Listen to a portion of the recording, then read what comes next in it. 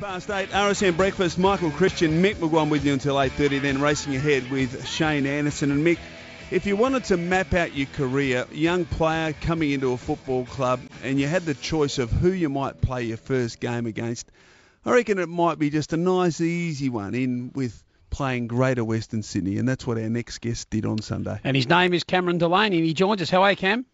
Not too bad, guys. Yourself? What was it like first hit up, mate? Yeah, good. It was really good to get out there, especially with our first game down in Tasmania. It was really, really good to get out there with the boys and have a bit of a good win. But, yeah, I'm sure our next opponent, Geelong, further on in this week will be a bit different, I guess. Cameron, what was the crowd like? Yeah, really good. I think we had sort of around 15,000 down there. The atmosphere was, sensational, I thought. I've not really ever played with something that big, so, it was really good. The crowd really got into it, so, I was very happy with it. Cam, I was down for the game, and I've got to say, the other thing that would have thrilled me from a North Melbourne spectacle was the amount of blue and white in the crowd. Yeah, exactly. I think that's what the biggest thing that probably surprised me, as usual, sort of being at Etihad, where if we're not really filling out the stadium like we'd like to. The blue and white down there was tremendous. So, our deal down there in Tasmania is really hopefully paying off at the moment. So, it was really good. The old cockroach would have been happy with your efforts, particularly early in the game? Brad, I had a quick chat with Brad after the game, and he said he was very happy with the way I was going. So, I sort of got into the game early on, which really helped me out, I guess. So they got rid of those nerves and really got into it. You were really efficient, 100% efficiency with your disposals. That would have pleased you. I guess that's always a good focus to get your kicks and handballs on target. There was a nice little incident I had. Probably forgot to bounce the ball at one stage, but having them spot on was obviously really helped. So it gives me confidence going to further into other games. But, we've been talking a lot this morning about the inequity of the draw in terms of the fact that you get the opportunity to play Gold Coast and also Greater Western Sydney a couple of times each, Cameron.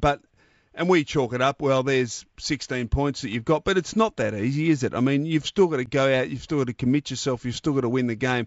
Tell us about the lead-up and what the focus was going into the game, given that you were red-hot favourites to win. Like every game, there's no giving game at all. Our main focus for the day really was to really stick to our structures. And watching some vision earlier during the week against when DWS played Sydney, where how competitive they were at the ball was very, very surprising for such a young team. So, our main focus was to stick to our structures and our game plan and really follow through on that. And that's what the boys did this week. So, we're very pleased with it. Cameron, was it evident as much as it was on television that it was really men versus boys out there? Because at times in the game, it just appeared to me, watching the game, that they were so easily pushed off the line of the footy in crucial contests. Did it feel that way out there? Oh, I guess at times it probably could have been a little bit like that, which I definitely could feel once going up against a few of their bigger boys, like obviously Falau and like Luke Power and a couple of those, bigger boys where I could be in that situation. So I definitely feel for, their younger boys later on in the game when you start to fatigue a little, that, it could have started to look a little bit like that. But I'm sure as the season goes on, and a few of them have been there for a year or two, that they're obviously going to get a lot stronger. So, it's just going to take a bit of time, I guess. What was Scotty's message after the game? Obviously, the GWS rallied in the third quarter where they dominated the turn, basically. As much as you kicked 8, they kicked 6 goals too as well. Was he disappointed with that third quarter? Not so much disappointed. We just had to go back and review some of our structures and where we got let down in a few areas that we're just going to probably go back and work on further on during the week. To, when we come up against those top 4 sides, that we're really going to have to be switched on 100% of the time, I guess. Yeah. One of the things that Brad Scott talked about, really for the last couple of years, Cameron, is your ability to match it and be competitive against the top 4 sides. You've already touched on it, but you do get that opportunity this week with Geelong coming off a short break and what was a tremendous game on Monday. Firstly, did you watch the game on Monday against Hawthorn? Yeah, actually, most of the Kangaroo, us, the boys got out there to the game at the G. nice cold day. The Melbourne weather was perfect, I guess. But there's a sensational game. Sort of thought a few times Hawthorn would have had it in the end, but just shows what Geelong, what side they are. Really kept fighting, kept and stayed in it, and got the game in the end, I guess. Yeah. Still got a few days to go, of course, before you meet. But has there been any discussion post Monday, perhaps yesterday, about what the focus will be this week and what you will need to do to try and be competitive against the Cats?